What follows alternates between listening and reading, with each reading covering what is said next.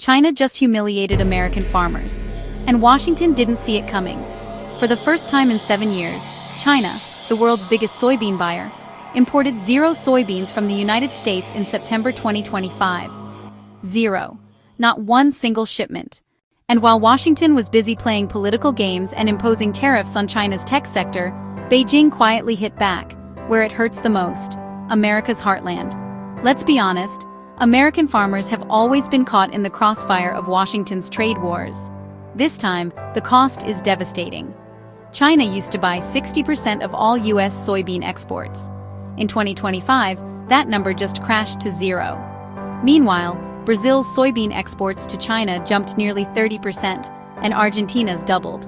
In simple terms, China just swapped American soybeans for South American ones, and the U.S. didn't even see it coming.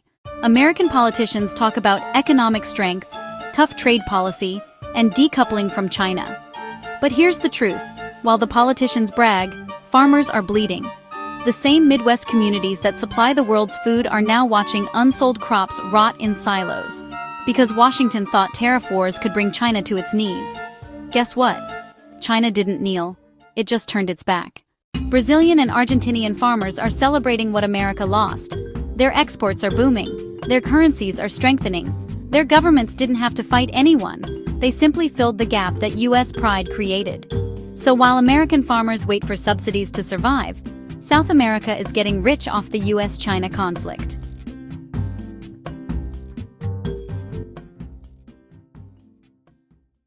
What started as a tough stance against Beijing has turned into a self-inflicted wound. Instead of isolating China, the U.S. isolated its own agricultural sector. Instead of winning allies, it handed over a $1 trillion market to its rivals. Let's face it, China has played this game smarter. It diversified its suppliers, secured deals with BRICS partners, and made the U.S. soybean irrelevant. This isn't about who's right or wrong, it's about reality, and the reality is harsh. In the global economy, arrogance costs money. While Washington wages wars of words, the rest of the world is moving on, trading, partnering, and growing without America. For decades, U.S. farmers were told they were the backbone of America.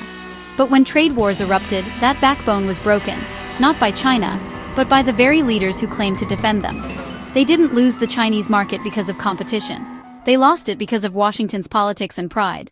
China didn't fire a missile. It didn't sanction a company. It simply stopped buying soybeans. And that one quiet move exposed how vulnerable the American economy really is. Maybe it's time Washington stopped lecturing the world and started listening to its own farmers.